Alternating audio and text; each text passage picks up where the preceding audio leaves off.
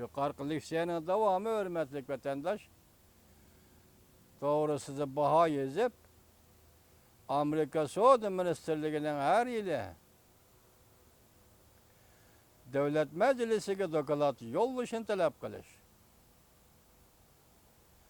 Eğer kaçkan cinayetçiler kanunu ve 20 madde boyunca kanun turguzuş Şanganda makulunduğun bolsa, Amerika grejdalları ve şirketlerinin tehditten halas buluşunu, cümleden Amerika ile Şangan oturuşu ötküzüp bir iş gelişimi ve Şangan'ı seyahat kılış agahlandırışları doğrusu da prezidentten siyaset belgelişini talep kılış. Beşinci, küllük götürüp namayiş kılış ve başka demokrat yani kolga keltiriş. Kişilik hukuk kanun bilen başkuruşunu talep kılıp, kol gelinip, dili oturguzulgan şanganlıklarının Amerika'ya kirişini red kılmaslık doğrusu da kapalet biriş. Şangan kişilik hukuk ve demokratiya kanunları eğer makullanıp kanunga aylansa, kandak tesir peyda kılıdı. Bazı küzet kişiler mundaq hesapladı. Şangan kişilik hukuk ve demokratiya kanun layihesi 1992 yıl tüzülgen siyaset kanununun küçeytilgen nüshasıdır. Bu kanun eğer makullandıgan bolsa, Amerika'nın Şangan siyasetinde zor özgürlüş bolganlığını görüstüp birdi. Bu bazılarının göz karışı. Hofstra Üniversitesi'nin kanunşünası Julian Ko.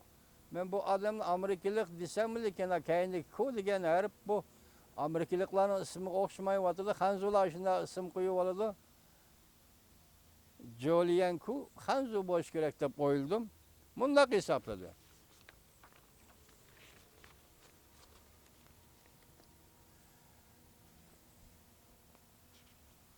Ko Julian bundak hesapladı.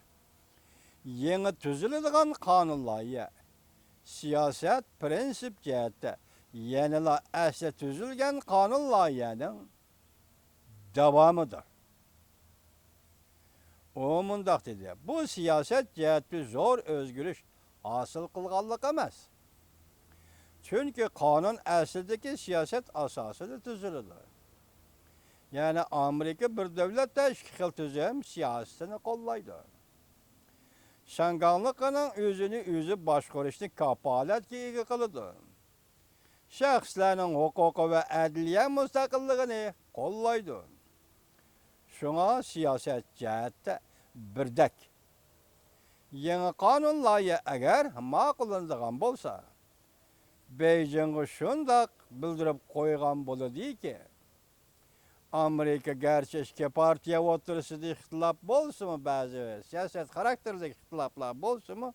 Lekin Şangan meselesi de Amerika'daki partiyanın meydanımız birdek. Ondaqda bu kanunlayının Cungo'ya berdiğin signali Amerika hükümeti umumi cihette Şangan meselesinden kattık ansöreydi deydi Julian Ko. O yanımında hesapladı. Kanun makullandıgan bolsa, halkara cemiyetke berildiğin signal şu ki, başka devletlerinin hem hudu şundak kanunlayı tüzüp Beijing'e besim işletişiye yetekçilik kılıdı. Bu kanunlar.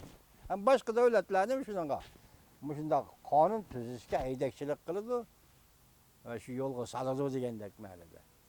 Qaraganda vatandaş bu kanun layığı bu kadın Şangan doğrusu kanun layığı sel addirak duramdır değil mi vatandaş?